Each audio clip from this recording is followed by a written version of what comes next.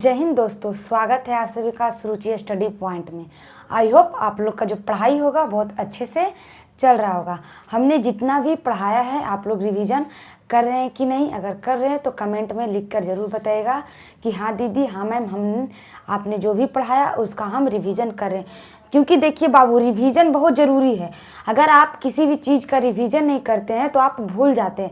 जैसे आप अपना पैर पर खड़ा है नहीं, अगर आपका पैर कोई काट दिया तो क्या आप पैर पर खड़ा नहीं रहिएगा, व्हील चेयर पर खड़ा हो जाएगा। और सही स्टडी है, स्टडी आपका तभी पैर पे खड़ा है जब आप रिवीजन कर रहे हैं। जब आप रिवीजन कर रहे तभी आपका जो पढ़ाई है वो क्या है, मजबूत है और खड़ा है कि नहीं, हमको जो भी हमको पढ़ाए हैं वो याद है। अगर आप रिवीजन नहीं करते हैं तो आप जितना भी पढ़ते हैं धीरे धीरे वो भूल जाते हैं। इसीलिए पढ़ने के साथ साथ रिवीजन भी बहुत ज़रूरी है। ऐसा पढ़िए और ऐसा रिवीजन कीजिए कि नहीं दोबारा उसको पढ़े के मन करे, नहीं दोबारा उसको रिवीजन करे के मन करे। यानी कि पढ़िए और रिवीजन कीजिए, पढ़िए रिवीजन कीजिए, एकदम दिमाग में फिट रहेगा। तो हम बता रहे थे आपको नीति निर्देशक तत्व। क्या बता रहे थे बाबू? नीति निर्देशक तत्व। इसके पहले हम इसका जो अगला वीडियो है, इससे जो पहले जो हमने वीडियो बनाया है उसमें हम बताया कि नीति निर्देशक तत्व क्या है। और जो नीति निर्देशक तत्व क्या है तो वाद योग्य नहीं है। हम नीति निर्देशक तत्व का जितना भी बात, नीति निर्देशक तत्व में जितने भी बातों को कहा गया है उसे लेकर हम न्यायालय नहीं जा सकते, मतलब FIR नहीं करवा सकते। ऐसा ही अधिकार देता है। मतलब हम कह सकते हैं नीति निर्देशक तत्व ऐसा ही अधिकार देता है कि अधिकार देता तो है, लेकिन उसको जब मन करेगा, जब वो आपसे छीनियो लेगा, जब उसको लगेगा कि हमको राज्य में ऐसी स्थिति बन रहा है कि अरे इसको से जे दिए जे ले लें। तो जैसे भाड़ा पर आप समझ लीजिए कि नीति निर्देशक तत्व तो भाड़ा पर है। अगर मन करेगा तो आपको बहुत सारा सुविधा देगा, मन नहीं करेगा तो कुछ सुविधा नहीं देगा। तो इसी प्रकार से है हमारा नीति निर्देशक तत्व। हमने समझाने के लिए बोला कि हमारा नीति निर्देशक तत्व तो भाड़ा पे है। ऐसा बात कहीं संविधान में नहीं लिखा गया, या कोई संविधान जो विद्वान है वो नहीं बोलते हैं।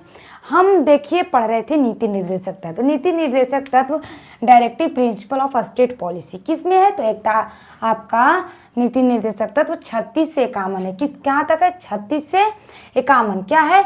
नीति निर्देशक तत्व है, जिसमें 36 से लेके हम 40 तक, इससे पहले वाले वीडियो में बताए हैं। 36 से 40 तक हमने पढ़ा। कितना तक? 36 से 40 तक हमने क्या पढ़ा? नीति निर्देशक तत्व के बारे में। 36 में क्या था? परिभाषा। 36 में था ना परिभाषा। उसके बाद 36 पढ़े, 37, 38, 39, 40 तक हमने पढ़ा। 40 में हमने क्या बताया कि ग्राम पंचायत। 40 में हमने ग्राम पंचायत का जिक्र किया। ग्राम पंचायत के जो फेवर में थे महात्मा गांधी चाहते थे कि हर एक राज्य अपने हर एक राज्य जो है वो उसका जो भी गांव का क्षेत्र है वो क्या बनाए? तो पंचायत बनाए, ग्राम पंचायत बनाए। गांव में क्या होना चाहिए? पंचायत होना चाहिए। और जो हमारे भीमराव अंबेडकर थे वो उनका कहना था कि नहीं, पंचायत नहीं बनना चाहिए। तो इस कंडीशन में जो पंचायत है वो क्या? नीति निर्देशक तत्व में है। अगर जिसको चाहेगा, मन मर्जी होगा, वो नीति निर्देशक तत्व के दौरान क्या कर सकता है? अपना ग्राम पंचायत रख सकता है। अगर सरकार को ऐसा लगेगा कि नहीं ग्राम पंचायत से फायदा नहीं, भ्रष्टाचार हो रहा, तो ग्राम पंचायत को बैन भी कर सकता है। इसमें नागरिक कुछ नहीं करेगा, नागरिक नहीं जाएगा कहाँ? न्यायालय, क्योंकि ये वाद योग्य नहीं है। तो ये सारी बातें अगर आप लोगों को पढ़ना है और जानना है तो इससे पहला वीडियो जो मेरा है उसको ज़रूर देखिए, तभी आपको ये वाला वीडियो समझ में आएगा आखिर हम कहना क्या चाह रहे हैं।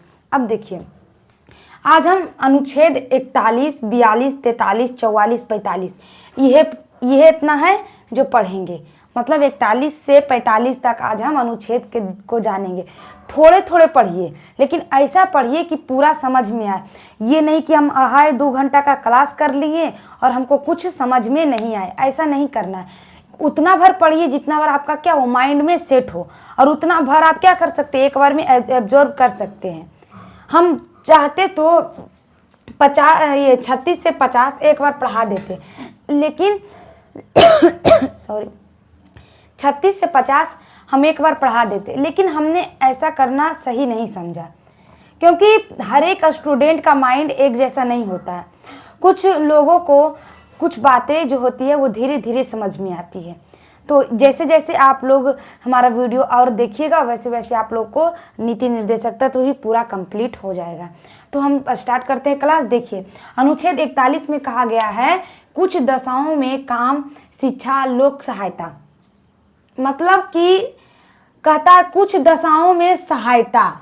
अनुच्छेद 41 बोलता है कि हमारा जो कोई भी राज्य है, राज्य का मतलब यूपी बिहार नहीं। हम पहले ही जब अनुच्छेद 13 ये आपका अनुच्छेद 36 आपका जब नीति निर्देशकता तो स्टार्ट किए थे तभी हम आपको बताए थे कि राज्य का मतलब यूपी बिहार नहीं, जो अपना कानून खुद बना सकता है।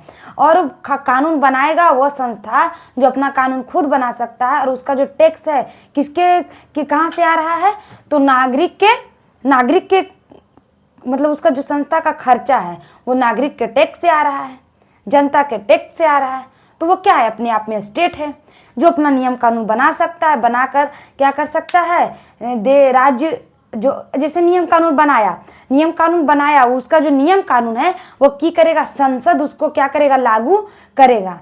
जैसे देखिए आपका रेलवे अपने आप में स्टेट है, यूपीएससी अपने आप में स्टेट है, बीपीएससी अपने आप में स्टेट है।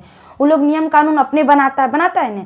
तो इस प्रकार क्या स्टेट का मतलब यही समझिएगा कि राज्य जो क्या है, अपने जो राज्य है अपना जो निवासी है, जिसे कहते हैं हम बिहार के निवासी हैं।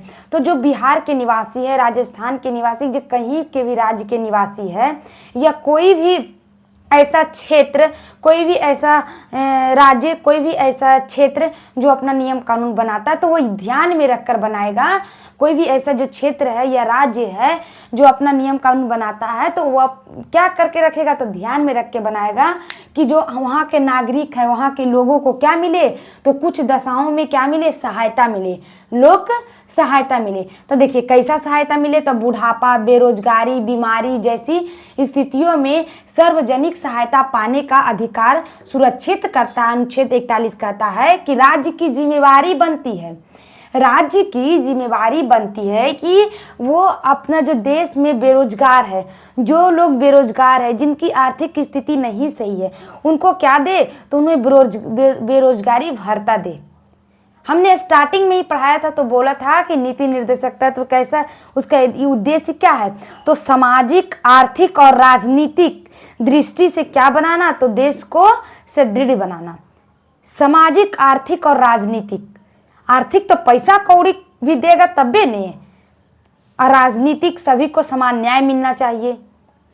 तो इस कंडीशन में जो हमारा आर्थिक न्याय, तो वही बोलता है अनुच्छेद 41 कि देखिए कोई भी स्टेट, कोई भी ऐसा जो राज्य है, वो जो नियम कानून बनाएगा, तो क्या बनाएगा, तो देखिए कुछ दशाओं में लोक सहायता, ऐसा नियम कानून बनाएगा जिससे क्या हो, लोगों को सहायता मिले, मदद मिले। जैसे देखिए बुढ़ापा, लोग बूढ़े हो जाते हैं तब क्या बेरोजगार हो जाते हैं ना।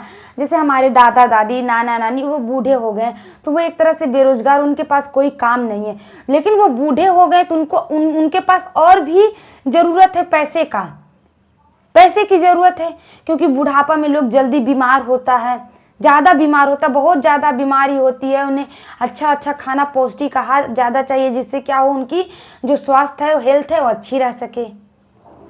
तो इसके लिए क्या करता है सरकार, सभी लोगों को वृद्धा पेंशन देता है।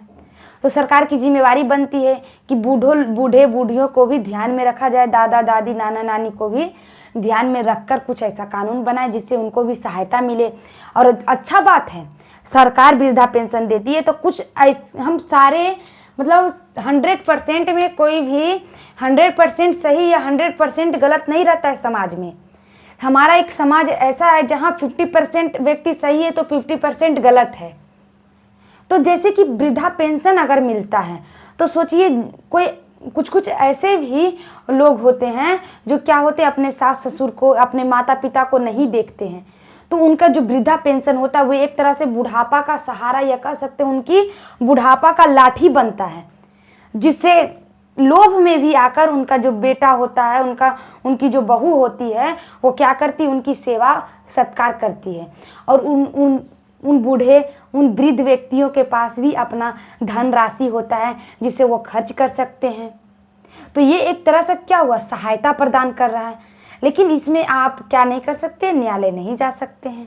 मन होगा तो देगा, नहीं मन होगा तो बंद कर देगा। बेरोजगारी, अब देखिए अगर देश में बेरोजगारी कैसे बढ़ता है, देश के पास उतनी क्षमता नहीं है कि वो सबको काम दे सके। अगर सबको काम दे और सब जगह बहुत ज़्यादा वैकेंसी निकाले, हर एक क्षेत्र में आपका कारखाना दे, हर एक व्यक्ति को, हर एक देश के नागरिक को कुछ ऐसा रोजगार दे जिससे क्या हो, उनकी जो आर्थिक स्थिति अच्छा हो सके, तो वो रोजगार देने का भी बात करता है। अब जो बेरोजगारी है, जो लोग बेरोजगार हैं, तो उनके लिए भी तो सरकार कुछ सोचेगी। तो आप लोग सुनते होंगे कि बेरोजगारी भत्ता भी दिया जाता है। जो लोग इंटर पास कर लिए हैं, इंटर पास करने के बाद उन्हें कोई जॉब नहीं लगा, तो उन्हें सरकार बेरोजगारी भत्ता देती है, बूढ़ा पेंशन देती है, वृद्धा। अब देखिए एक होता है जिनके पति जो होते हैं एक्सपायर कर जाते हैं, तो जैसे एक परिवार है, परिवार को ज़्यादातर कौन चलाता है, तो एक पिता चलाता है, एक हस्बैंड चलाता है, एक पति चलाता है। अगर किसी के पिता या हस्बैंड एक्सपायर कर जाते तो उनकी पत्नी को भी सरकार देती है कुछ। अब विकलांग हो गया, कोई व्यक्ति जो विकलांग है, जिनका हाथ पैर सही नहीं है, मतलब आप कह सकते हैं कि अनुच्छेद जो 41 है वो क्या कहता है कि जो लोग असहाय लोग हैं उनको क्या देगा, कुछ दशाओं में सहायता प्रदान करेगा। अब केकरो हाथ गोड़ टूटल है, बेचारा कमा खा नहीं सकता है, तो जो सरकार होती है वृद्धा आपका विकलांग देती है, विकलांग पेंशन देती है, विकलांगता आता है उसका, जिससे वो कर सकता है अपना। और उसके बाद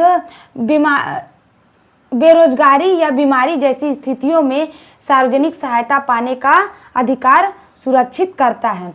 तो इस प्रकार से हमारा जो अनुच्छेद 41 है वो ये सारी बातें को बताती है। आप क्या समझे अनुच्छेद 41 के तहत? अगर कोई पूछेगा अनुच्छेद 41 में क्या है, तो कुछ दशाओं में सहायता, आप एक लाइन में भी लिख सकते हैं कि वैसे व्यक्ति, असहाय व्यक्ति को अनुच्छेद 41 कुछ दशाओं में राज्य को कहता है कि आप उन्हें सहायता प्रदान करें और उन्हें क्या करें, सुरक्षित करें। तो इस प्रकार हमारा अनुच्छेद 41 कंप्लीट होता है। अब देखिए अनुच्छेद 42 क्या कहता है। अनुच्छेद 42 में कहता है काम में न्याय संगत और मनोचित दशा का उपलब्ध करना। अब देखिए निकाम में न्याय संगत मतलब जितना भी वर्कर है, जितना भी लोग है, वो जो काम कर रहा है वो सभी को एक दृष्टि से देखा जाए।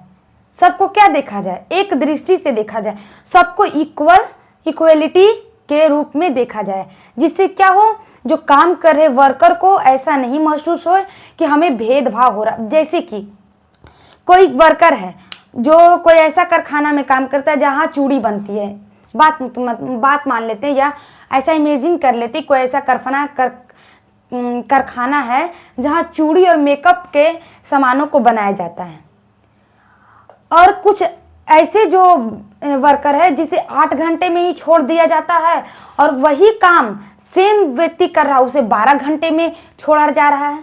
तो क्या ये न्याय संगत है? काम में न्याय संगत है? नहीं है। उनका जो पैसा हो वो भी समान दिया जाए।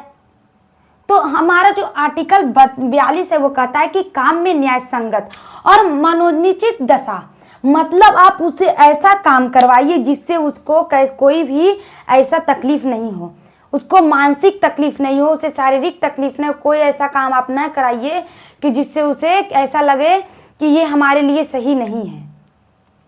मनोनिश्चित दशा देने का अर्थ क्या हुआ? आप उसे सब तरह की सुविधा उपलब्ध करें जिससे उसे काम करने में परेशानी ना हो, तो मनोनिश्चित दशा देना है।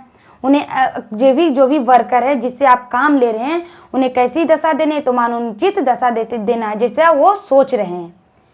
तो इस प्रकार आपका क्या होता है, आपका आर्टिकल जो 42 है वो कहता है कि काम में न्याय संगत और आप उन्हें मनोनिश्चित दशाओं का उपलब्ध करें। क्या करें? उपलब्ध करें। राज्य कर्मचारी के लिए काम मानवीय दशाएं और सुरक्षित करेगा। देखिए राज्य मतलब कोई भी ऐसा राज्य जो अपना नियम कानून बना रहा है और कोई ऐसा संस्था चला रहा है, तो जो भी वो वर्कर को रखा है, जितना भी वर्कर उसके अंडर काम कर रहा है, तो उसके लिए वो क्या करे, तो काम के लिए मानवीय दशाएं, जो भी मानव के लिए दशा जरूरी होता है। अब ऐसा थोड़ा है कोई वर्कर के आप काम लगाए हैं, कहते हैं कि हम 8,000 में तुमको हम काम देते हैं, तो आप उससे 8,000 में खरीद तो नहीं लिए हैं। तो मानवनिचित मतलब क्या है, आप उसे खाना खाने के लिए टाइम दीजिएगा। अगर उसका तबीयत खराब होता है तब उसको आप ये देंगे, लीव देंगे, छुट्टी देंगे कि जाओ भाई आपका तबीयत खराब है तो आप आज काम पे नहीं आइएगा। अब उसको आप हाफ टाइम की छुट्टी दीजिएगा। अगर कोई उसका घर में कार्यक्रम हो रहा है उसके लिए आप उसे छुट्टी दीजिएगा, लंच टाइम दीजिएगा। आप उसे उतना ही काम करा सकते जितना वो करने में सक्षम है। अब आप 8 घंटा को लेकर गए और उससे आप 12-12 घंटा काम करा रहे हैं, तो क्या उसका मानोचित दशा आप दे रहे हैं? नहीं दे रहे हैं। तो इसीलिए हर एक वर्कर को अधिकार है कि उसको कैसा मिले, मानवनिचित दशा मिले। लेकिन अगर आपको नहीं मिलेगा तो आप कोर्ट भी नहीं जा सकते। लेकिन राज्य को ये रिस्पॉन्सिबिलिटी बनता है कि जो राज्य का निवासी है या जो भी संस्था में व्यक्ति काम कर रहा है वो क्या करे, वो उसका जो मालिक है वो इसको कैसा दशा दे, तो मानवनिचित दशा दे। अब देखिए प्रस्तुति सहायता, इसी में आता है प्रस्तुति सहायता। मतलब क्या, मैंने ये प्रस्तुति सहायता जो होता है उसमें जैसे कोई भी महिला है जो प्रेग्नेंट रहती है, कोई भी महिला जो प्रेग्नेंट है उसको क्या दे, उसको लीव दिया जाता है, छुट्टी दिया जाता है। जब प्रेगनेंसी का 3 महीना रहता है तो उसको क्या दिया जाता है, छुट्टी दिया जाता है।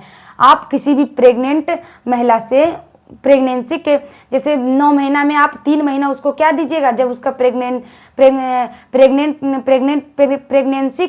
का जब समय आता है तब उसे 3 महीने की छुट्टी दी जाती है। उसी को कहा जाता है प्रस्तुति सहायता कहा जाता है। आप जो भी प्रेग्नेंट औरत है उससे आप कोई ऐसा हार्ड वर्क नहीं करा सकते हैं। आप ऐसा नहीं कीजिए कि नहीं कर सकते कि उसका जो वर्क है आप इतना दे दीजिए जिससे कि उनका जो तबीयत है वो ख़राब हो सके, या आप उनका जो ऑफिस है वो 4 तल्ला पर दे दीजिए, बेचारों की चढ़ते चढ़ते हालत ख़राब। तो आप ऐसी व्यवस्था रखिए जिससे क्या मिले, लोगों को क्या मिले, सुविधा मिले। और प्रस्तुति सहायता देने का भी बात कहा गया है कि कोई भी अगर प्रेग्नेंट औरत है उनको 3 महीने की क्या मिलेगी, छुट्टी मिलेगी। और उसके बाद जब उसका बच्चा होता है तो बच्चा होने के बाद भी 1-2 महीने की उनको लीव मिलती है। तो प्रस्तुति सहायता के बारे में हमने समझा। प्रस्तुति सहायता मतलब क्या हुआ, प्रेग्नेंट औरत से कोई भी ऐसा काम नहीं कराइए जिससे क्या हो, उनको तकलीफ हो। अगर आपको कोई काम कराना तो आप उसे वर्क टू होम दे सकते हैं, आप वो घर में जाकर कोई भी काम कर सकते हैं। लेकिन एक बात और ध्यान में रखा जाता है कि अगर आप उसे छुट्टी दे रहे हैं तो आप उसका सैलरी नहीं काट सकते। आप उसका क्या नहीं कर सकते, तो सैलरी नहीं काट सकते हैं। आप छुट्टी दे दिए लेकिन उसका आप सैलरी नहीं काट सकते, क्योंकि इसका अगर काट भी लेता है, नहीं भी देता है तो क्या करेगी, नहीं जा सकती है कहीं। तो इसमें क्या है, कुछ दशाओं में आपको सुनिश्चित करना है। महिलाओं के लिए प्रस्तुति सहायता देने का काम कौन करता है, तो अनुच्छेद जो 42 है वो करता है प्रस्तुति सहायता। अब अनुच्छेद 43 में कहा गया कर्मचारियों के लिए निर्वाह योग्य मजदूरी, सामाजिक सांस्कृतिक अवसर और ग्रामीण क्षेत्रों में कुटीर उद्योग को बढ़ावा देना। देखिए अनुच्छेद जो 43 है वो कहता है कि आप कर्मचारी से काम तो करा रहे हैं, कोई भी कर्मचारी है जिससे आप काम करा रहे हैं, लेकिन आप उसे ऐसा मजदूरी दीजिए जिससे वो क्या करे, अपना जीवन को सुखी पूर्वक निर्वाह कर सके। तो मतलब जीवन निर्वाह योग्य मजदूरी दे। अब आप केकरो से काम कराएं, दिन भर काम लिए, ओकरा 10 रुपया दे दिए, तो क्या 10 रुपया उसका पेट चल जाएगा? 10 रुपया में उसका जो 3 टाइम का खाना आ जाएगा? नहीं। तो आप ऐसी सैलरी दे जिससे क्या हो सके, उसका जो 1 टाइम का खाना बन सके, क्या हो सके, उसका जीवन चल सके। 10 रुपया 5 रुपया आप नहीं दे सकते हैं। आप हमारा आर्टिकल 43 यही कहता है कि कर्मचारियों के लिए जीवन निर्वाह क्या कीजिए, मजदूरी दीजिए। दीजिए। देखिए, लोग काम करता है किसके लिए? पैसा के लिए। पैसा, अब पैसा है, अब पैसे से नहीं वो क्या करेगा, अपना जो जीवन है उसको अच्छे से निर्वाह कर सकेगा, अपना सामाजिक कार्यक्रम कर सकता है, सांस्कृतिक कार्यक्रम कर सकता है। पैसे से नहीं। कहा जाता है कि अगर जिसके घर में एक जो मिडिल क्लास व्यक्ति होता है वो 3 काम करने में उसकी पूरी लाइफ क्या हो जाती, बीत जाती है। पहला जो बेटी का विवाह करने में, दूसरा मकान बनाने में, और तीसरा क्या होता है, पहला तो हो गया बेटी का विवाह कराने में, दूसरा मकान बनाने में, और तीसरा अपने जो बच्चा है उसको शिक्षित करने में। यही 3 कार्य करते करते जो मिडिल क्लास होता है वो क्या करता है, अपना जीवन को पूरा खत्म कर देता है और वो अपने लाइफ में कुछ कर ही नहीं पाता है। तो आप इतना भी उसको मजदूरी दीजिएगा जिससे ये सारा काम कर सके। तो यही मेन समाज का यही होता है। मिडिल क्लास इसीलिए नहीं बढ़ पाता है, और जो अमीर होते वो और अमीर होता जा रहा है, जो गरीब है वो और गरीब होते जा रहा है। कम से कम जो अमीर है वो और अमीर हो रहा है, कम से कम जो गरीब है वो और गरीब हो रहा है, लेकिन जो मिडिल क्लास है वो बीच बीच में फंस जाता है। उसकी ऐसी स्थिति हो जाती है कि वो ये भी नहीं कह सकता कि हम गरीब हैं और ये भी नहीं कह सकता कि हम अमीर हैं। तो इसके बारे में कहा गया है अनुच्छेद 43 में कि कर्मचारियों के लिए आप क्या कीजिए, ऐसा मजदूरी दीजिए जिससे वो जीवन निर्वाह कर सके और वो सामाजिक कार्य कर सके, सांस्कृतिक कार्य कर सके। दुर्गा पूजा देखते हैं बोनस मिलता है नहीं, बोनस मिलता है। काहे लिए मिलता है कि जो बेचारा गरीब लोग है, जो मिडिल क्लास व्यक्ति है, वो दिवाली में अपना बच्चा को क्या दे, कपड़ा दे, मिठाई दे, इसके लिए उसको बोनस दिया जाता है। सोचिए, तो ये सारी बातें कही गई। अब आपको बोनस नहीं मिलेगा तो क्या कर सकते, कुछ भी नहीं कीजिएगा, क्योंकि ये नहीं कहता है कि आप कोर्ट जाइए। नहीं मिलेगा बोनस, चुपचाप 2 रुपया सम पापड़ी खा के आदमी त्यौहार मना लेता है। और क्या करता है गरीब आदमी जिसके पास नहीं जुटता है। तो इस प्रकार अनुच्छेद 43 में कहा गया कर्मचारियों के लिए निर्वाह योग्य मजदूरी, सामाजिक और सांस्कृतिक अवसर और ग्रामीण क्षेत्रों में कुटीर उद्योग को बढ़ावा दे। अनुच्छेद 43 एक और बात कहता है कि आप ग्रामीण क्षेत्रों में कुटीर उद्योग को बढ़ावा दे। कुटीर उद्योग के मतलब क्या हुआ, जैसे सरकार चलाती है कि देखो मशीन अपना जो घर में मशीन है, मशीन ले लो, मशीन लेने के बाद क्या करो, अपना कोई बिजनेस स्टार्ट करो, कपड़ा सिलो। ये भी एक कुटीर उद्योग है। बहुत सारी महिलाएं क्या करती है, सिलाई करती है, सिलाई कर कर अपना जो घर है उसको चलाती है। तो ये उसके लिए क्या, एक कुटीर उद्योग के समान है। बहुत सारी महिला है जो पापड़ बेचती है, अचार बेचती है, कुछ ऐसा उद्योग लगाती है जिससे क्या होता है, उसका घर चल सके। तो इसे बढ़ावा देने का बात कहता है। कौन कहता है, तो अनुच्छेद 43 कहता है कि आप क्या कीजिए, बढ़ावा दे। तो सरकार योजना भी चलाती है कि मशीन कभी कभी सरकार फ्री मशीन करती है कि आप उनको सरकार फ्री मशीन देगा। अब कर देती है, देती नहीं है कि नहीं देती है वो तो सरकार समझे, लेकिन योजना चलाती है कि मशीन मिलेगा। कुछ को मिलता है, कुछ को नहीं भी मिल पाता है। तो इस प्रकार से क्या होता है, जो हमारा अनुच्छेद 43 कर्मचारियों के लिए जीवन निर्वाह योग्य मजदूरी, सामाजिक और सांस्कृतिक अवसर और ग्रामीण क्षेत्रों में कुटीर उद्योग को बढ़ावा देता है। अब देखिए अनुच्छेद 44 क्या कहता है, नागरिकों के लिए समान नागरिक संहिता। आप इसका नाम सुने होंगे। हमारा आर्टिकल 44 कहता है कि भारत देश में जितने भी नागरिक हैं, भारत में जितना भी नागरिक है सभी के लिए समान कानून रहेगा और एक कानून रहेगा। ऐसा नहीं है कि हिंदू के लिए अलग कानून है, मुस्लिम के लिए अलग कानून है, वैसा नहीं है। आपको सारा कानून होना चाहिए। तो क्या होना चाहिए, एक होना चाहिए। अगर कोई भी मुस्लिम व्यक्ति अगर चोरी करता है तो उसको भी वही दंड मिलेगा, अगर कोई हिंदू व्यक्ति चोरी करता है तो उसको भी यही दंड मिलेगा। जो मुस्लिम व्यक्ति होता है, जो मुस्लिम धर्म के लोग होते हैं, उनके जो शरिया, उनका जो नियम कानून होता है जिससे उनको सज़ा मिलता है, तो मुस्लिम धर्म में क्या होता है, हाथ कटवा दिया जाता है चोरी करने पे। तो क्या भारत में ऐसा होता है?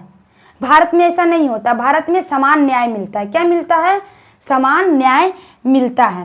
तो क्या कहा ये कि नागरिकों के लिए एक समान नागरिक क्या मिलना चाहिए, न्याय मिलना चाहिए। अनुच्छेद 44 बोलता है क्या मिलना चाहिए, नागरिकों को एक समान न्याय और एक के न्याय रहेगा।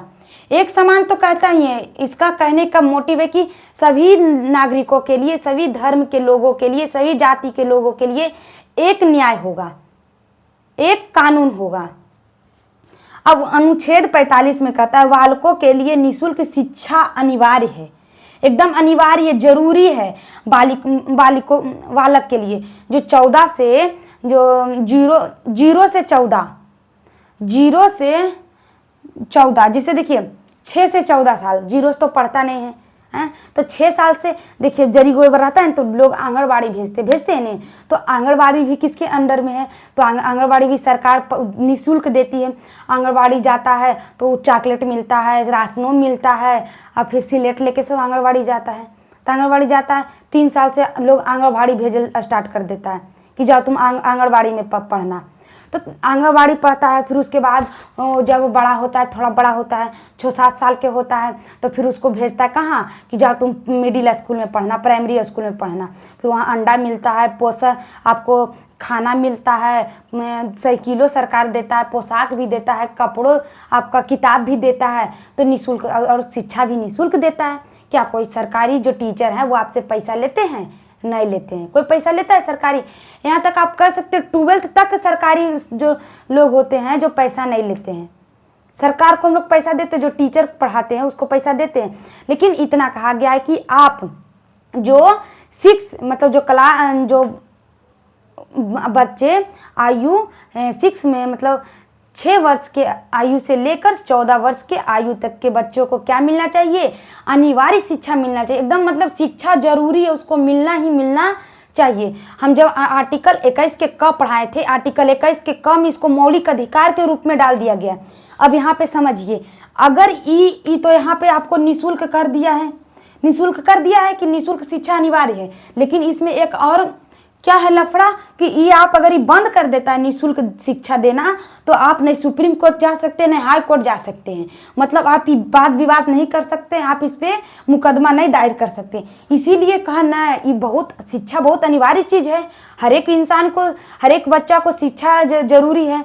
एक जो कहते हैं पिछड़ा वर्ग, जो नीचे जाति के लोग होते हैं, वो पीछे कैसे रह जाते हैं? तो उनका एक ही कारण होता है, वो अपने एजुकेशन पे ध्यान नहीं देता है। देखिएगा कुछ ऐसे भी दलित लोग होंगे, बहुत वो नीचे कैटेगरी से बिलोंग करते हैं, लेकिन अगर वो शिक्षित है, पढ़े लिखे हैं, तो उनका क्या एक कुल नहीं 7 कुल विकास कर जाता है। तो एजुकेशन बहुत ही जरूरी है। अगर जिसके पास एजुकेशन नहीं है, उसका जो जिंदगी क्या है, नरक है। आप 2 रोटी कम खाइए, लेकिन क्या कीजिए, जरूर पढ़िए।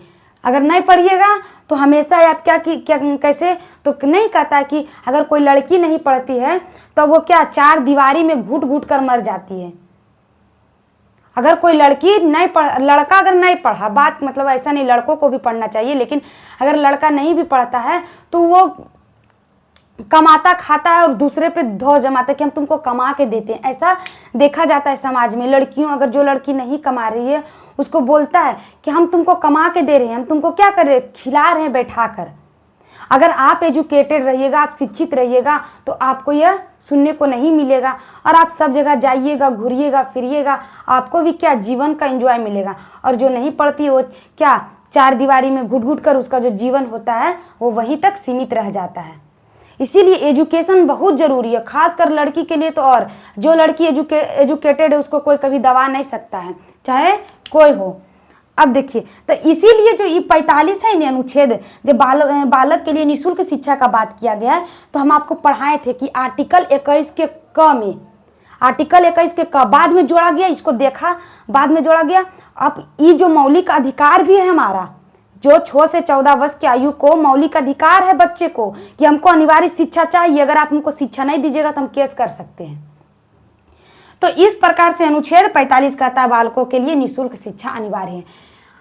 हमने क्या पढ़ा, आर्टिकल 41 में कुछ दशाओं में काम के लिए शिक्षा, कुछ दशा में क्या मिलेगा हमको, तो सहायता मिलेगा। किसके ओर से, तो राज्य का मतलब कोई भी क्षेत्र, कोई भी ऐसा संस्था जिसका अपना क्षेत्र हो, अपना नियम कानून बनाता हो, और उस संस्था का खर्चा किससे आ रहा है, तो राज्य के जो नागरिक है, उस क्षेत्र के नागरिक है, उसके टैक्स से आ रहा है, तो वो अपने आप में राज्य है। तो क्या राज्य क्या देगी उसको, कुछ दशाओं में सहायता देगी। उसके बाद आर्टिकल 42 कहता है काम में न्यायसंगत और मनोनिश्चित दशाओं का उपलब्ध करेगी।